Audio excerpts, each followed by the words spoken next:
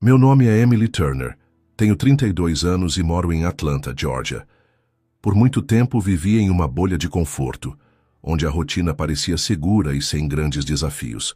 Fui criada em uma família cristã, mas honestamente, minha fé sempre foi superficial.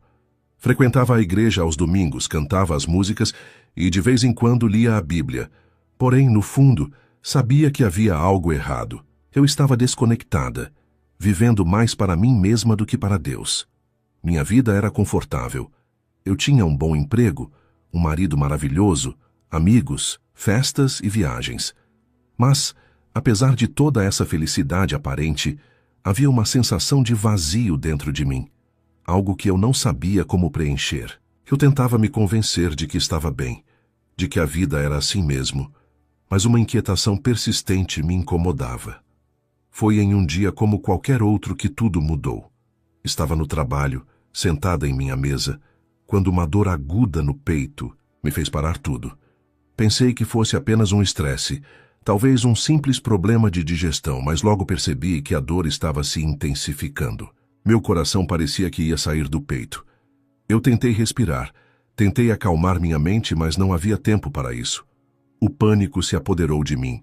Minhas mãos começaram a suar, e por um breve momento senti uma sensação de desmaio se aproximando. Eu gritei por socorro, mas antes que alguém pudesse me ouvir, fui arrancada de meu corpo. O primeiro sentimento foi de absoluto terror. Era como se eu tivesse sido arrancada do lugar onde sempre estive, do único mundo que conhecia. Me vi flutuando, como se estivesse suspensa no ar, sem nenhum controle sobre meu corpo. Eu via meu corpo ainda sentado na cadeira, pálido e imóvel. O barulho da sala desapareceu, e tudo o que eu conseguia ouvir era o eco do meu próprio pensamento. Em seguida, a sensação de frio tomou conta de mim, e uma luz intensa apareceu à minha frente. Era uma luz tão brilhante que, ao olhar para ela, eu senti uma mistura de medo e curiosidade. Não sabia se estava morrendo ou se estava apenas sonhando. Mas, de alguma forma, sabia que não estava mais no meu corpo. Eu estava sendo levada para algum lugar, um lugar onde a noção de tempo parecia não existir. Não havia mais o peso da dor, mas a sensação de desamparo era palpável. Eu sabia que o que estava acontecendo comigo não era normal, e a cada segundo me aproximava de algo maior, algo que eu ainda não conseguia entender. A luz à minha frente começou a se moldar, e à medida que eu me aproximava dela, percebi que estava sendo transportada para outra realidade. Eu não sabia o que esperar, mas uma sensação de pressentimento me envolvia. Eu sabia que as imagens que veria a seguir seriam profundamente significativas.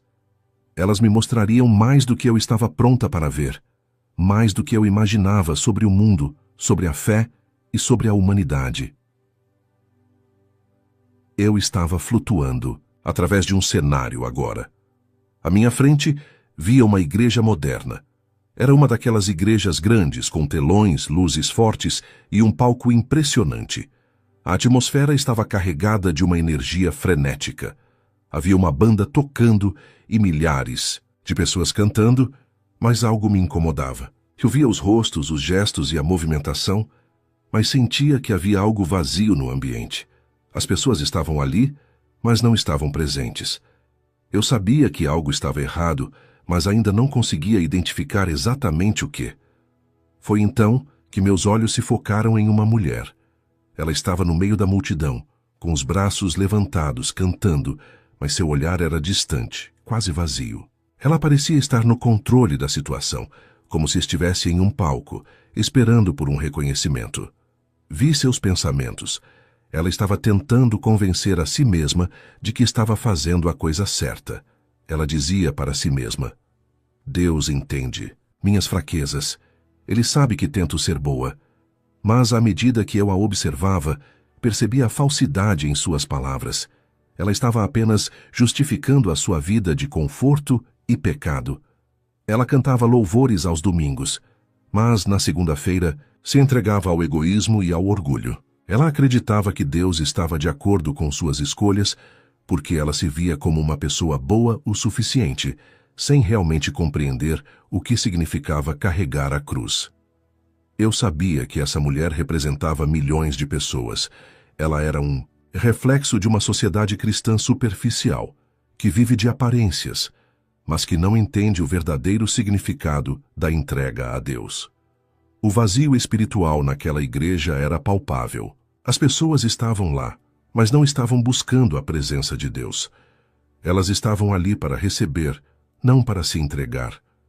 Eu queria gritar para elas, queria dizer-lhes que o que estavam fazendo era uma farsa, que estavam vivendo uma mentira, mas não conseguia. Eu sabia que não era meu lugar naquele momento. De repente, fui puxada de volta como se estivesse sendo arrastada para uma nova visão, mas a sensação que me deixava inquieta era clara. Essa mulher, essa igreja, essa vida superficial. Tudo isso estava longe de ser o que Deus realmente queria para a humanidade. Fui transportada, como se flutuasse dentro de um rio de luz e silêncio. A igreja barulhenta e vazia desapareceu, e em seu lugar surgiu uma pequena construção de madeira, modesta, quase imperceptível. Do lado de fora, ela parecia abandonada, sem placa, sem holofotes, sem nada que chamasse atenção. Mas quando entrei, algo mudou. A atmosfera era densa, mas não de peso. Era de reverência. O ar parecia carregado de algo sagrado. Era como se cada partícula estivesse viva, vibrando com uma presença invisível e, ao mesmo tempo, profundamente real. Vi apenas um pequeno grupo de pessoas ajoelhadas. Não havia música tocando, nenhuma voz alta. Apenas murmúrios de orações e gemidos sinceros de quem conhecia a dor e a esperança. Ajoelhados no chão de madeira simples, homens e mulheres oravam com os rostos no chão. Alguns choravam, outros apenas sussurravam palavras que eu não conseguia entender, mas que meu espírito compreendia. Ali ninguém parecia interessado em ser visto. Ninguém se importava com roupas ou aparência. Cada pessoa estava mergulhada em um tipo de rendição que eu nunca tinha testemunhado. No canto da sala, vi uma senhora com as mãos estendidas, os olhos fechados e o rosto banhado em lágrimas. Ela dizia: Senhor, mesmo que ninguém me veja, que o Senhor me veja. Mesmo que o mundo me esqueça, que eu não me esqueça da tua cruz. Aquilo me atravessou como uma lança. Eu senti como se meu próprio espírito estivesse sendo desnudado ali. Pela primeira vez compreendi o que significava adorar em espírito e em verdade. Não era um show, não era uma performance, era uma entrega, um tipo de amor que eu nunca tinha tido coragem de viver. Enquanto eu observava, a luz nesse pequeno espaço foi ficando mais intensa, mas não vinda de lâmpadas ou janelas. Era como se a presença de Deus estivesse descendo, como se Ele mesmo estivesse ali, tocando cada coração, ouvindo cada palavra. Não era emoção, era real, espiritual santo. E nesse lugar sem fama, sem seguidores, sem som de palco, eu vi o céu se aproximar da terra. Uma menina, não mais que 8 anos, se levantou, foi até o centro da sala e, com os olhos ainda fechados, disse com uma voz firme: Ele está vindo, mas não para quem vive de aparência. Está vindo para quem aprendeu a morrer todo dia, uma criança, com olhos de quem tinha visto além. Foi então que tudo tremeu, um tremor suave, como se o próprio céu estivesse dizendo sim ao que havia sido declarado. E mais uma vez fui levada. Mas algo já tinha mudado dentro de mim.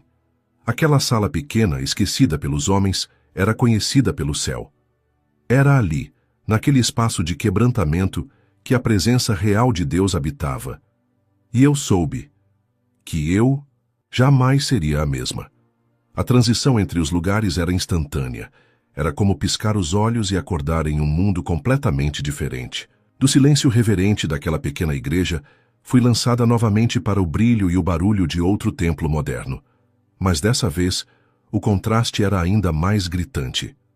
Eu estava em um mega evento, dentro de um auditório luxuoso, com luzes, dançantes, fumaça no palco, e um pregador bem vestido andando de um lado para o outro com um microfone reluzente. As palavras dele ecoavam alto, como slogans publicitários.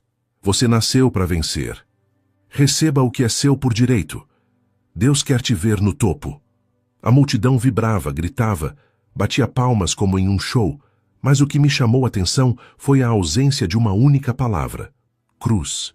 Nenhuma menção de renúncia, nenhum apelo ao arrependimento. Tudo era sobre o homem, sobre sua autoestima, sua realização pessoal, seus sonhos. Enquanto eu observava, algo estranho começou a acontecer. Os rostos da multidão começaram a se distorcer levemente, como se fossem reflexos em um espelho d'água. E pouco a pouco percebi que todos olhavam para si mesmos. Cada um em sua mente buscava reconhecimento, sucesso, validação. E então ouvi, como um sussurro cortante em meu espírito: esse não é o meu evangelho. Vi então o púlpito se transformar num espelho gigante. Era um altar de vaidade. Vi pregadores se olhando, admirando suas próprias imagens, suas palavras, seus seguidores nas redes sociais. E vi as pessoas aplaudindo, chorando, mas não por arrependimento. Choravam porque queriam ser como eles, famosos, influentes, espirituais, mas admirados. A presença de Deus, ela não estava ali, e eu senti isso com uma clareza dolorosa. Aquela multidão estava sendo alimentada, mas não com pão do céu. Era como um banquete cheio de comidas coloridas, mas feitas de plástico. Nutrição nenhuma, apenas aparência. Senti um peso tão forte no peito que me ajoelhei, mesmo fora do corpo. Era como se o próprio espírito estivesse entristecido, e então ele falou dentro de mim: muitos querem meu nome, mas não querem minha vida. Eles não me seguem, eles me usam. Essa frase ecoou dentro de mim como uma sentença. E me vi cercada de milhares de pessoas que, ao ouvirem a palavra, a usavam como um espelho distorcido, moldando Deus à sua imagem, em vez de serem transformadas à imagem dele. De repente, a cena congelou e um anjo apareceu ao meu lado. Ele não falava, mas seus olhos estavam fixos em mim, e num gesto sereno, ele estendeu a mão e apontou para cima. Eu sabia, a próxima visão estava prestes a me confrontar ainda mais profundamente. Eu estava prestes a testemunhar algo que a maioria das pessoas não está preparada para ver. Quando o anjo apontou para cima, meu corpo espiritual foi elevado, como se estivesse sendo sugado por uma força invisível. A velocidade aumentava, e logo percebi que não estava mais apenas em visões simbólicas. Eu estava sendo levada para um momento profético, algo que ainda não havia acontecido, mas que eu sabia no fundo da alma que estava se aproximando. Subitamente, me vi acima da terra como se flutuasse no céu, olhando para várias cidades ao mesmo tempo. Eu via igrejas, casas, ruas. Era como observar o planeta sob a lente da eternidade. E então, algo estranho começou a acontecer. Uma espécie de luz fina como um fio desceu do céu e tocou certas pessoas, enquanto outras permaneciam completamente alheias. Era a separação, o trigo e o joio. Vi pessoas desaparecendo em silêncio, em suas casas, no trânsito, durante a oração. Ninguém gritava, ninguém fazia alarde. Era como se fossem retiradas gentilmente, uma por uma. Mas ao redor delas, o caos começava a se instalar. Quem ficava entrava em confusão, desespero. Era como se o mundo inteiro tivesse perdido o seu centro de equilíbrio. Mas o que me chocou profundamente foi quem ficava e quem era levado. Pregadores famosos, cantores gospel reconhecidos, líderes respeitados, ficaram.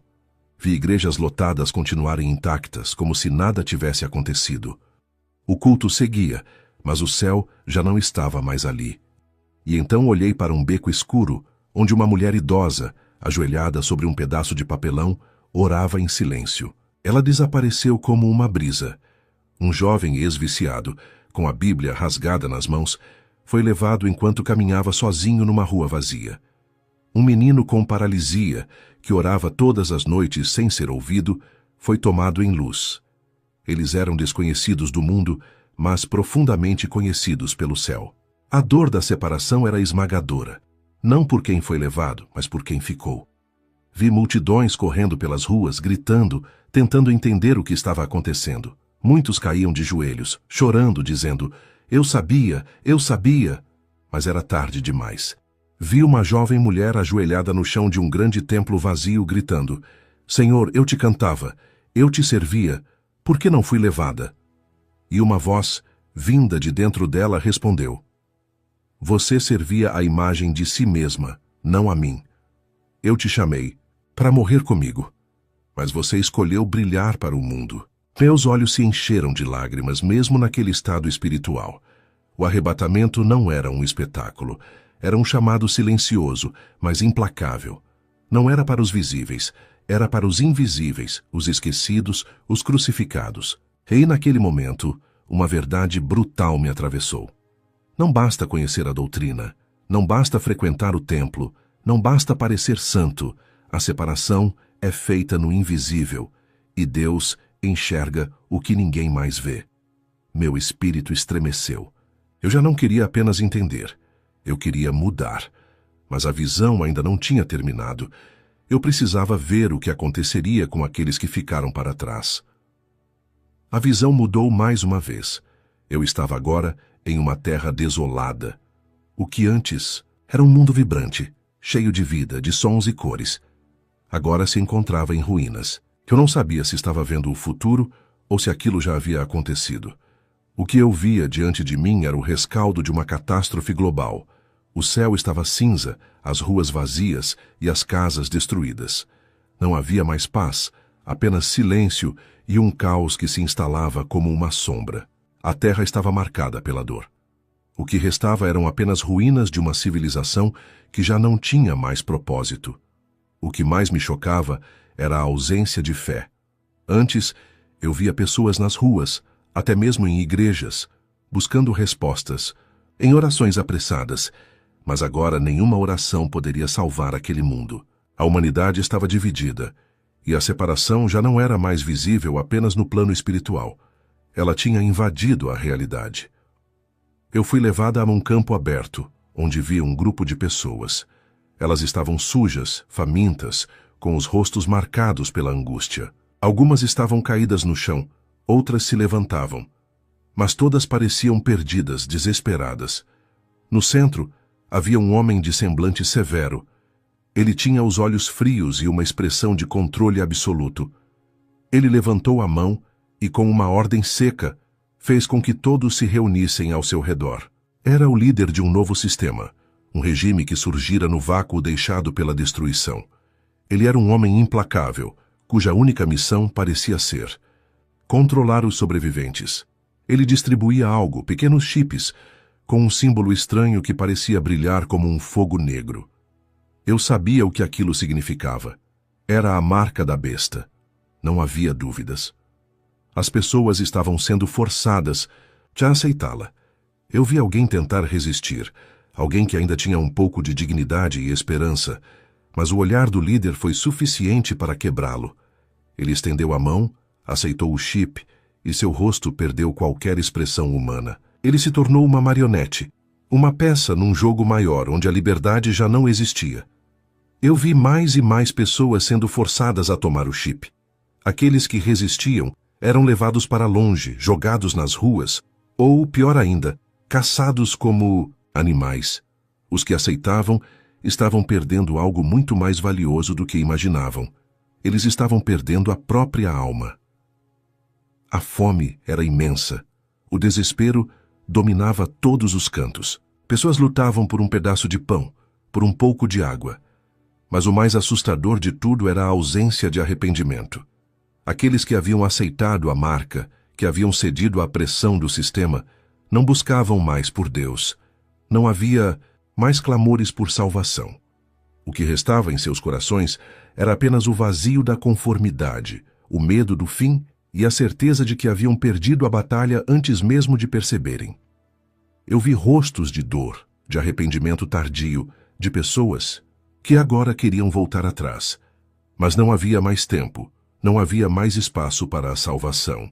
Vi aqueles que antes tinham se iludido com a ideia de que poderiam mudar depois agora gritando por ajuda. Mas como ecoando em um vazio, suas vozes não chegavam a lugar algum. O céu estava fechado para eles. O tempo havia se esgotado. A angústia da visão me apertou o coração de forma indescritível. Eu sabia o que era estar perdida. Eu sabia o que era ter passado a vida esperando algo que nunca aconteceria.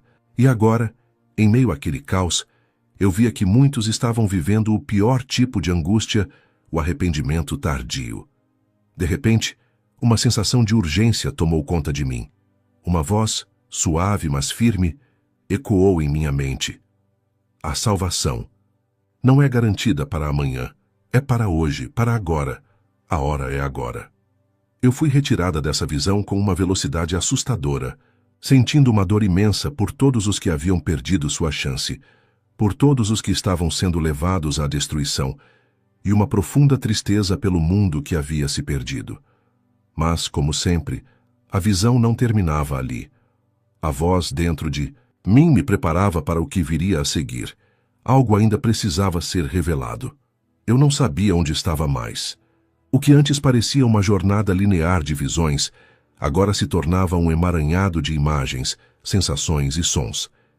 Eu estava fora do meu corpo, mas meu espírito parecia se expandir, se perder, se encontrar em todos os lugares ao mesmo tempo. E então, de repente, uma voz me chamou. Uma voz que veio do fundo do meu ser e do infinito ao mesmo tempo. Não era uma voz humana. Era a voz do Espírito. É agora. Você precisa entender a verdade. A voz ecoou, e o espaço ao meu redor começou a se transformar. Eu me vi diante de uma grande multidão, mais uma vez. Mas agora não era uma multidão comum. Eram almas, com rostos vazios, sem vida. Eu sabia que estavam mortas, mas, de algum modo, suas almas ainda estavam ali, presas entre o mundo dos vivos e o dos mortos. Eles olhavam para mim com uma dor indescritível, como se estivessem buscando algo que nunca encontraram em vida. A verdade. Uma a uma, as almas se aproximavam de mim, como se quisessem falar, mas não conseguiam. Seus olhos, cheios de arrependimento e desespero, diziam mais do que palavras poderiam expressar. Eles não haviam vivido com a urgência necessária. Alguns pareciam reconhecer a gravidade de suas escolhas, enquanto outros estavam em completa negação. Foi quando ouvi o primeiro grito. Não era um grito físico, mas um grito espiritual. A dor de uma alma que nunca conheceu a verdadeira liberdade. Eu percebi que essas almas estavam presas no tempo, perdidas, esperando por uma segunda chance que nunca viria. E então, percebi a maior revelação de todas. A morte não é o fim. A morte física é apenas uma passagem. O que realmente importa é o que você faz com a vida que Deus te deu, porque depois da morte, ainda há algo maior em jogo, a eternidade. Eu vi rostos de pessoas que, em vida, se disseram cristãs. Pessoas que frequentaram igrejas, mas viveram para si mesmas, sem jamais se entregarem verdadeiramente a Deus. Vi pais, filhos, amigos, todos com os olhos fixos em mim, e com o peso de suas expressões, me perguntando: por que não fizemos mais? E foi nesse momento que a voz do Espírito se fez clara novamente. Ele não me falava de uma maneira comum. Era como se ele estivesse dentro de mim e, ao mesmo tempo, em todo o espaço à minha volta. Eu te chamei para viver em renúncia, mas você e muitos como você escolheram o conforto, a vaidade, o espetáculo. Eu senti uma dor indescritível. Aquela dor não era minha, mas de milhões de pessoas que ao longo da história haviam se enganado, vivendo de aparência, vivendo para as coisas do mundo, esquecendo-se de carregar a cruz. A cruz não é apenas um símbolo, ela é uma vida, uma entrega, um custo. Eu vi aquelas almas se afastando, desaparecendo na escuridão, e uma sensação de perda eterna me tomou por completo. O arrependimento tardio delas era algo que eu jamais conseguiria entender em totalidade, porque eu ainda estava viva, ainda estava com tempo para decidir. Aquelas almas não tinham mais escolha. O Espírito então falou, mais uma vez, com uma urgência que me cortou a alma. A salvação não está em palavras bonitas. Não está em ir à igreja aos domingos. A salvação é uma entrega diária. É morrer para si mesmo todos os dias. Não adianta ser visto, ser reconhecido. O que importa é ser fiel até o fim. Era uma mensagem simples, mas tão profunda, que parecia que o peso do mundo estava sobre meus ombros. Eu sabia que meu caminho seria diferente a partir daquele momento. Eu tinha a missão de levar essa mensagem, de viver com essa urgência, com essa dor. Porque, mais do que qualquer coisa, a salvação era um chamado que não podia ser ignorado. Não era para quem queria ser famoso. Era para quem estava disposto a ser invisível para o mundo, mas conhecido por Deus.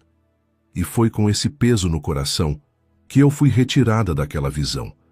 O Espírito me deixou com uma sensação de urgência, como se o tempo estivesse se esgotando, como se algo estivesse prestes a acontecer e eu precisava estar preparada. A terra, as pessoas, o sistema, tudo estava caminhando para um fim. E eu precisava agir agora. Quando retornei daquela última visão, achei que fosse ter um momento de alívio, mas ao contrário, o que veio a seguir foi ainda mais pessoal, mais íntimo, mais devastador. Eu fui colocada diante de mim mesma. Não, era o meu corpo. Era a minha alma, nua, sem máscaras, sem justificativas, sem as palavras ensaiadas que tantas vezes usei para acalmar minha consciência. Eu estava diante de um espelho espiritual, e o que vi ali me desmoronou. Vi os momentos em que cantei louvores com lágrimas nos olhos, mas pensando no que precisava postar depois. Vi as vezes em que levantei minhas mãos em oração na igreja, e logo depois falei mal de alguém com orgulho no coração. Vi quando compartilhei versículos nas redes sociais, mas não quis perdoar uma pessoa que me machucou. Tudo aquilo que eu pensava que ninguém via, Deus via. Não como fatos isolados, mas como reflexos do que realmente habitava em mim. Uma fé moldada pelo conforto, pela conveniência e, acima de tudo, pelo medo de perder o controle da minha vida. Eu vi a minha religião e não vi Jesus. Essa foi a dor mais profunda, porque no fundo eu acreditava que era uma boa cristã. Eu me comparava com outros e pensava, não sou perfeita, mas também não sou má. Mas ali, diante da verdade crua e santa, eu entendi que o problema nunca foi ser imperfeita. O problema era viver fugindo da cruz. Era evitar o confronto com a minha própria carne. Era negociar o evangelho para caber no meu estilo de vida. E então, como se o Espírito me desse uma última chance de olhar tudo com olhos celestiais, fui transportada rapidamente por lembranças da minha vida, como num filme acelerado. Vi momentos em que Deus me chamou em silêncio, através de dores que eu ignorei. Vi pequenos encontros com pessoas simples que falavam dele com amor, mas que eu desprezei como fanáticos. Vi quantas vezes o céu tentou me alcançar, e eu escolhi o mundo. E como uma pancada, veio a pergunta: se o arrebatamento fosse ontem, onde você estaria agora? Meus joelhos espirituais se dobraram. Meu espírito chorava. Não havia como mentir. Eu teria ficado para trás. Não por falta de conhecimento, mas por falta de entrega. Eu queria Jesus como Salvador, mas nunca como Senhor. Queria o céu, mas não queria morrer para minha vaidade. Queria ser usada, mas não moída. Queria ser luz, mas sem passar pela cruz. Foi nesse momento que ouvi novamente a voz do Espírito com ternura e autoridade. Emily, eu não te chamei para viver para você. Te chamei para morrer comigo. Essa frase me partiu, porque ela revelava tudo o que eu nunca quis encarar. Que o cristianismo real não é sobre o que você sente ou mostra, mas sobre o que você sacrifica. Sobre quantas vezes você diz não para si mesmo por amor a Deus. Que carregar a cruz dói, mas é a única ponte para a eternidade. Eu chorei. Chorei com uma dor que não vinha da mente, mas da alma, porque naquele momento vi quem eu realmente era e quem eu poderia ter sido se tivesse vivido o Evangelho por inteiro. E ali, naquela revelação silenciosa e brutal, compreendi que ainda havia tempo, ainda havia misericórdia. Eu não tinha morrido de verdade. Eu ainda podia escolher. Mas aquela escolha precisava ser radical, urgente, total. A visão começou a se dissipar lentamente, como uma névoa se afastando ao amanhecer. Eu estava novamente em meu corpo, mas agora tudo parecia diferente. Eu podia sentir meu coração batendo de maneira acelerada, mas ao mesmo tempo havia um peso esmagador sobre ele. Cada respiração parecia mais profunda, mais consciente, mais urgente. Eu sabia que o tempo havia se tornado meu maior inimigo. Aquela sensação de urgência que tomara conta de mim durante a experiência de quase morte não desapareceu. Ela estava ainda ali, dentro de mim, constante, pressionando cada fibra do meu ser. Eu estava de volta à minha vida, mas com uma nova visão. O mundo ao meu redor ainda parecia o mesmo, mas eu não era mais a mesma. Eu olhei para a minha casa, que agora parecia menor, mais apertada. O conforto que eu sempre tanto valorizei parecia agora irrelevante. As roupas bonitas, os jantares fora, os cafés com amigos, tudo isso parecia tão vazio, tão distante, como se fosse uma vida que não era minha. Havia algo mais importante agora, algo que eu não podia ignorar. E aquela voz, a voz do Espírito, ainda ecoava em minha mente. A salvação não está nas palavras nem nas aparências. Está em se entregar de coração. Está em viver a verdade da cruz.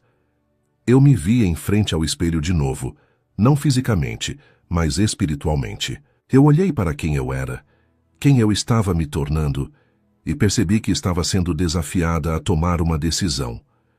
Viver como se o arrebatamento fosse amanhã, ou continuar vivendo minha vida confortável e superficial? Eu sabia a resposta. A pergunta não era mais uma opção, mas um chamado urgente. A maneira como eu estava vivendo, a maneira como eu via a minha fé. Tudo isso precisava mudar. O arrebatamento não era para os populares, para aqueles que buscavam fama, reconhecimento ou conforto. O arrebatamento era para aqueles que em silêncio carregavam a cruz, para aqueles que viviam uma fé genuína, que não se baseava nas aparências, mas na verdadeira entrega. E eu sabia que para responder ao chamado, eu precisaria começar por mim mesma. Não havia mais tempo para procrastinar. Não havia mais tempo para viver em uma fé superficial. A minha vida precisava refletir a radicalidade do Evangelho. Eu precisava morrer para mim mesma e viver para Cristo. E isso significava renunciar à minha vaidade, aos meus planos e aos meus desejos. Significava viver uma fé verdadeira, de renúncia diária. Eu me ajoelhei ali, sozinha, em meu quarto. Com as mãos postas, não como uma forma de pedir algo para mim, mas como um sinal de total entrega. Eu sabia que não poderia fazer isso sozinha, mas, mais do que nunca, estava disposta a seguir, a obedecer, a me tornar a pessoa que Ele me chamou para ser. E enquanto orava, senti como se o Espírito Santo estivesse ao meu lado. Ele me consolou, me fortaleceu, mas também me desafiou. Ele me fez entender que, embora o arrebatamento não seja para todos, a escolha de viver uma fé genuína é. E essa escolha, por mais dolorosa que seja, é a única que nos leva à eternidade. Desde aquele dia, minha vida nunca mais foi a mesma. Eu voltei do que parecia ser a beira da eternidade, com os olhos rasgados pela verdade, o espírito marcado por uma urgência que palavras humanas não conseguem descrever. A experiência que vivi não foi apenas uma EQM, foi um chamado, o último chamado, um aviso de que o tempo está se esgotando, para mim, para você, para todos nós. O mundo continuou girando. As pessoas ao meu redor seguiram com suas rotinas, preocupadas com seus celulares, suas carreiras, seus corpos, seus status. Mas eu já não conseguia ver nada disso da mesma forma. Tudo o que antes me seduzia, agora me parecia cinza, porque eu tinha visto o que poucos veem, e eu sabia, com cada célula do meu ser, que o arrebatamento será silencioso, repentino e absolutamente seletivo. Não por favoritismo, mas por verdade, por renúncia, por entrega. Hoje, quando vou à igreja, já não procuro palco, procuro presença. Quando oro, não busco respostas, busco quebrantamento. Quando olho para as pessoas, não tento mais julgar quem está dentro ou fora, porque eu entendi que o coração é o altar, que Deus não se impressiona com a nossa performance, com nossas palavras ensaiadas, com nosso currículo espiritual. Ele está olhando para o que fazemos quando ninguém está vendo. Eu me lembro nitidamente da voz do Espírito me dizendo: não, é sobre ser vista, é sobre ser fiel, mesmo no silêncio, mesmo na dor. E isso me transformou por completo. Viver com essa consciência é carregar uma cruz diária, mas é também viver com paz. A paz de quem sabe que está na direção certa, ainda que seja a mais estreita, ainda que doa, ainda que custe tudo. Hoje eu tenho um compromisso com a verdade. E se você está ouvindo meu testemunho, não é por acaso. Essa mensagem não é minha, é dele. E ela vem com peso, com lágrimas, mas também com esperança. Você ainda tem tempo, mas não muito. Não espere por um sinal no céu, não espere por um profeta te chamar pelo nome. O chamado já foi feito, e ele é para os que ainda têm ouvidos para ouvir. Levante-se, desperte, volte à cruz, abandone a fé de aparência, morra para si, viva para Cristo. Porque no fim, não será sobre quem foi aplaudido, mas sobre quem foi encontrado fiel. E ele vem. Está mais perto do que imaginamos.